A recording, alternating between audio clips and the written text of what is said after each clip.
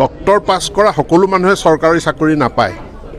Engineering pass কৰা প্ৰত্যেকজন গ্ৰেজুৱেটে চৰকাৰী চাকৰি নাপায়। এতেকে টেট পাছ কৰাও প্ৰত্যেকজন ব্যক্তিয়ে চৰকাৰী চাকৰি নাপাবও পাৰে, কাৰণ সেইটো চৰকাৰৰ যিমানখিনি ভেকেঞ্চি আছে। বাৰম্বাৰ এই কথাটো কৈ আহিছোঁ যে টেটটো হ'ল এটা কোৱালিফাইং এক্সামিনেশ্যন। এতিয়া সেই কোৱালিফাইং এক্সামিনেশ্যনৰ লগত লাগে DLED, BEd লাগে চাকৰি পাবলৈ। তাৰ উপৰিও যিমান ভেকেঞ্চি আছে তাৰ এগেইনষ্টত নম্বৰৰ এটা প্ৰতিযোগিতা হয়, গতিকে একাংশ থাকি যায়। কিন্তু তাৰ কাৰণে এনেধৰণৰ আন্দোলনৰ ভাবুকি এইটো যুক্তিসংগত কথা নহয়। তেওঁলোকে নিজৰ স্ক'ৰটো আৰু ইম্প্ৰুভ কৰিব পাৰে।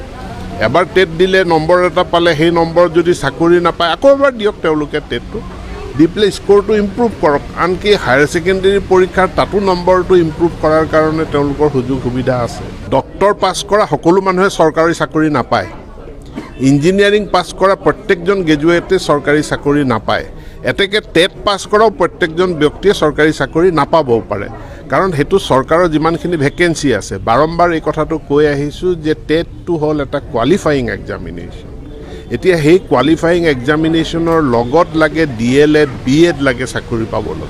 তাৰ উপৰিও যিমান ভেকেঞ্চি আছে তাৰ এগেইনষ্টত নম্বৰৰ এটা প্ৰতিযোগিতা হয়, গতিকে একাংশ থাকি যায়। কিন্তু তাৰ কাৰণে এনেধৰণৰ আন্দোলনৰ ভাবুকি এইটো যুক্তিসংগত কথা নহয়। তেওঁলোকে নিজৰ স্ক'ৰটো আৰু ইম্প্ৰুভ কৰিব পাৰে।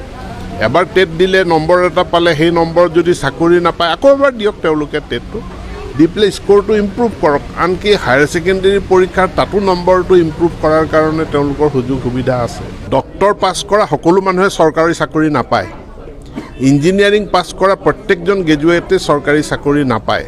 এতেকে টেট পাছ কৰাও প্ৰত্যেকজন ব্যক্তিয়ে চৰকাৰী চাকৰি নাপাবও পাৰে, কাৰণ সেইটো চৰকাৰৰ যিমানখিনি ভেকেঞ্চি আছে। বাৰম্বাৰ এই কথাটো কৈ আহিছোঁ যে টেটটো হ'ল এটা কোৱালিফাইং এক্সামিনেশ্যন। এতিয়া সেই কোৱালিফাইং এক্সামিনেশ্যনৰ লগত লাগে DLED, BEd লাগে চাকৰি পাবলৈ। তাৰ উপৰিও যিমান ভেকেঞ্চি আছে তাৰ এগেইনষ্টত নম্বৰৰ এটা প্ৰতিযোগিতা হয়, গতিকে একাংশ থাকি যায়। কিন্তু তাৰ কাৰণে এনেধৰণৰ আন্দোলনৰ ভাবুকি এইটো যুক্তিসংগত কথা নহয়। তেওঁলোকে নিজৰ স্ক'ৰটো আৰু ইম্প্ৰুভ কৰিব পাৰে। এবাৰ টেট দিলে নম্বৰ এটা পালে, সেই নম্বৰ যদি চাকৰি নাপায় আকৌ এবাৰ দিয়ক তেওঁলোকে টেটটো দি পেলাই স্ক'ৰটো ইম্প্ৰুভ কৰক। আনকি হায়াৰ ছেকেণ্ডেৰী পৰীক্ষাৰ তাতো নম্বৰটো ইম্প্ৰুভ কৰাৰ কাৰণে তেওঁলোকৰ সুযোগ সুবিধা আছে। ডক্টৰ পাছ কৰা সকলো মানুহে চৰকাৰী চাকৰি নাপায়। ইঞ্জিনিয়াৰিং পাছ কৰা প্ৰত্যেকজন গ্ৰেজুৱেটে চৰকাৰী চাকৰি নাপায়। এতেকে টেট পাছ কৰাও প্ৰত্যেকজন ব্যক্তিয়ে চৰকাৰী চাকৰি নাপাবও পাৰে, কাৰণ সেইটো চৰকাৰৰ যিমানখিনি ভেকেঞ্চি আছে। বাৰম্বাৰ এই কথাটো কৈ আহিছোঁ যে টেটটো হ'ল এটা কোৱালিফাইং এক্সামিনেশ্যন। এতিয়া সেই কোৱালিফাইং এক্সামিনেশ্যনৰ লগত লাগে DLED, BEd লাগে চাকৰি পাবলৈ।